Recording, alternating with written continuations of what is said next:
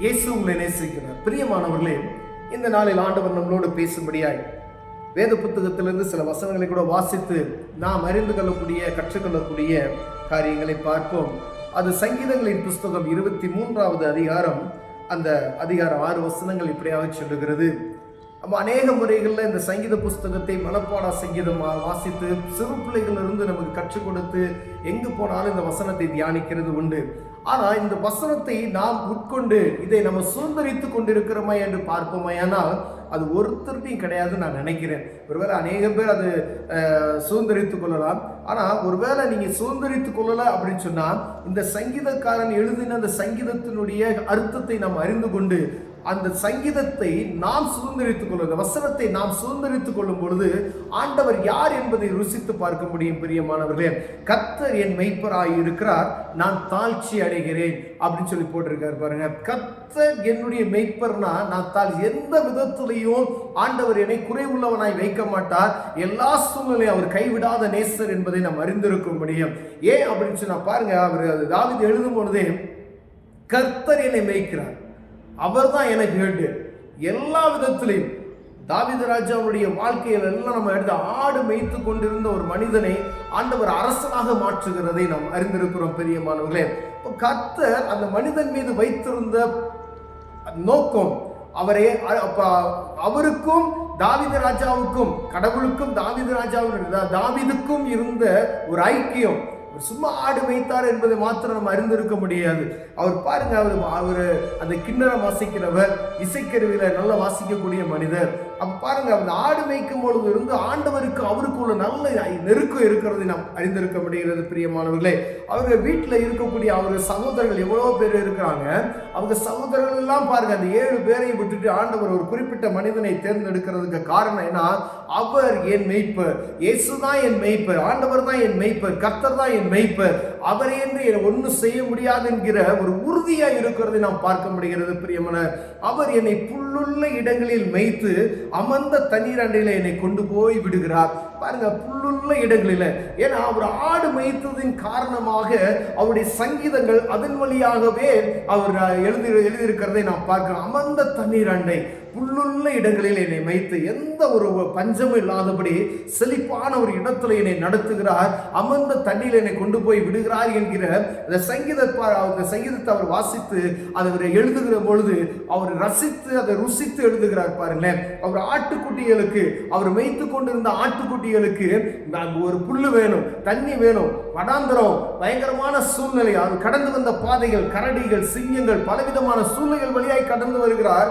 அப்படி வருகிற பொழுதுலாம் இதை எழுதி வைத்திருக்கிறது நாம் அறிந்திருக்க முடியும். பிரியமானவர்களே, அமர்ந்த தண்ணீர் அண்டை கொண்டு போய் என்னை விடுகிறார், புல்லுள்ள இடங்களில் என்னை மேய்க்கிறார். இயேசுவை நம்ம சொந்த இரட்சகராய் ஏற்றுக்கொண்டோமானால் அவரே தெய்வம், அவரே என்னை நடத்துகிறவர், அவருக்கு முக்கியத்துவம் கொடுக்கிறவர், அவர் நம்மளை நடத்துவார் என்கிற உறுதிமொழி நமக்குள்ள எப்ப இருக்க வேண்டும். அவரையே சார்ந்து இருப்போமையானால் அவர் நடத்துவார். பயங்கர நெருக்கம் இருக்கலாம். ஓ, சிங்கம் வந்துருச்சுயா, ஒரு சிங்கத்தை கர்ஜிக்கிற சிங்கத்தை அவர் என தனி மனிதனாய் நின்று எதிர்த்து ஒரு ஆட்டுக்குட்டியை போல கிழித்து போடுகிற கதையை இதில் எழுதி வைத்திருக்கிறார். அவர் உண்மையாக நடந்த கதையை, ஒரு கரடி வருகிறது, இந்த கரடியில் கிழித்து போடுகிற கதையை நம்ம வாசித்து இருக்கிறோம். அப்ப ஆண்டவர் அவரோடு கூட இருப்பது நிமித்தமாகவே இவைகளை அவர் இன்பமாய் எழுதுகிறார். பிரியமானவர்களே, அவர் என் ஆத்துமாவை தேற்றி தம்முடைய நாமத்தின் நிமித்தம் என்னை நீதியின் பாதையில் நடத்துகிறார். என் ஆத்துமாவை தேற்றி நீதியின் பாதையில நடத்துகிறார். தாவீதுடைய தாவீது ராஜாவுடைய காரியங்கள்லாம் பார்த்தோன்னு பார்த்தீங்கன்னா, அடுத்தவர்களை பாருங்க, ஒரு மந்தை மேய்க்கிறவர்கள் கூட இருக்கும் பொழுது அவர்களுடைய சொத்தை எடுத்துக்கொள்ளக்கூடாது, நீதியாய் நடந்தினேன் அப்படின்னு சொல்லி பார்க்க முடிகிறது. அநேக காரியங்கள் பின்னாடி நம்ம வாஸ்தவம் அப்படின்னு சொன்னோம்னா, நீதியான காரியங்களை, உனக்கு நான் நீதி செய்தேனே, நீ எனக்கு அநீதி செய்தே அப்படின்னு கேட்கிற காரியத்தை பார்க்க முடிகிறது. பிரியமானவர்களே, அவர் அடுத்த மந்தையிலிருந்து எந்த பொருளையும் அபகரித்துக் கொள்ள வேண்டும் என்கிற எண்ணம் அவருக்கு இல்லாத இருந்ததை நாம் பார்க்க முடிகிறது. அப்ப பாருங்க, அவர் என் ஆத்துமாவை தேற்றி தம்முடைய நீதி நிமித்தமாய் என்னை நீதியின் பாதையிலே நடத்துகிறார். நான் மரண இருளில் பள்ளத்தாக்கிலே நடந்தாலும் பொல்லாப்புக்கு பயப்படேன். தேவரீ என்னோட கூட இருக்கிற உமது கோலும் ஒரு தடியும் என்னை தேற்றும். மரண இருளின் பள்ளத்தாக்கிலே ஒரு பயமான சூழ்நிலை, ஒரு வியாதியின் கட்டுகள், அநேக பயங்கரமான பண தேவைகளில் ஒரு போராட்டமான ஒரு சூழ்நிலைகள், ஏதோ ஒரு பெரிய பிரச்சனைகள் இருக்கும் பொழுது நாம் அநேக வித நேரங்களில் துவண்டு போய் விடுகிறோம். பிரியமானவர்களே, அது மனிதனாக இருக்கக்கூடிய எல்லா மனிதனுக்கு ஏற்படக்கூடிய ஒரு சோர்வான இருதயம் அந்த இடத்துல வந்துடும். ஒரு பெரிய தேவையை பார்த்தா, இல்ல ஒரு பலவீனத்தை பார்த்து விட்டோமானால், குடும்பத்தில் காணக்கூடிய பிரச்சனையை பார்த்து விட்டோமானால் ஒரு சோர்வு வந்து விடுகிறது. ஆனா பாருங்க, இவர் எழுதுகிற பொழுது நான் மரண இருளில் பள்ளத்தாக்கிலே நடந்தாலும் பொல்லாப்புக்கு நான் என்ன செய்கிறேன், பயப்படுகிறது இல்லை. ஏன்னா தேவரீர் என்னோடு கூட இருக்கிறீர், உமது கோலும் அது தடி என்னை தேற்றும் என்று அவரே நம்மை வழிநடத்துகிறார். எப்படிப்பட்ட பாதையிலும் அவர் நடத்துவார், அவர் தேற்றுவார், அவர் நடத்துவார். அவர் கோலும் தடியும் என்னை என்ன செய்யும், தேற்றும் என்று எழுதியிருக்கிறதை நாம் பார்க்க முடிகிறது. என் சத்துருக்களுக்கு முன்பாக நீ எனக்கு ஒரு பந்தியை ஆயத்தப்படுத்தி என் தலையை எண்ணெயால் அபிஷேகம் பண்ணுகிறீர். என் பாத்திரம் நிரம்பி வழிகிறது. என்னை சூழ்ந்து இருக்கிற சத்துருக்கள், எல்லா மனிதர்களுக்கும் சத்துருக்கள் சூழ்ந்து இருப்பார்கள். ஒரு பிசினஸ்ல நீங்க உயர்ந்து இருக்கிறீங்க அப்படின்னா உங்களுக்கு கண்டிப்பா ஒரு எதிரி இருப்பான். நீங்க ஒரு பெரிய அதிகாரியா இருக்கிறீங்க அப்படின்னா உங்களுக்கு ஒரு எதிரி இருப்பான். நீங்க ஒரு சின்ன வியாபாரி இருந்தாலும் உங்களுக்கு ஒரு எகென்ஸ்டா இருப்பான். பாத்துங்க, அப்ப என்னை சூழ்ந்து இருக்கிறார்கள் எதிரிகள். அவர்களுக்கு முன்பதாக எனக்கு ஒரு பந்தியை ஆயத்தப்படுத்தி என் தலையை எண்ணெயினால் அபிஷேகம் பண்ணினீர் அப்படின்னு சொல்லி எழுதுகிறார் பாருங்க.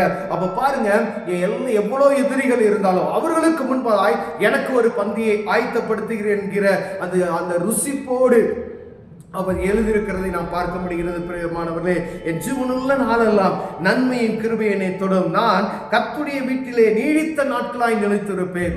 பாருங்க, முடிவு பரியந்தம் ஆண்டவரோடு நிலைத்திருக்கணும். தாவீது ராஜாவுடைய வாழ்க்கை வரலை நம்ம அந்த வாசித்து பார்த்தோமானால் அவர் எல்லாம் கடவுள் தான்.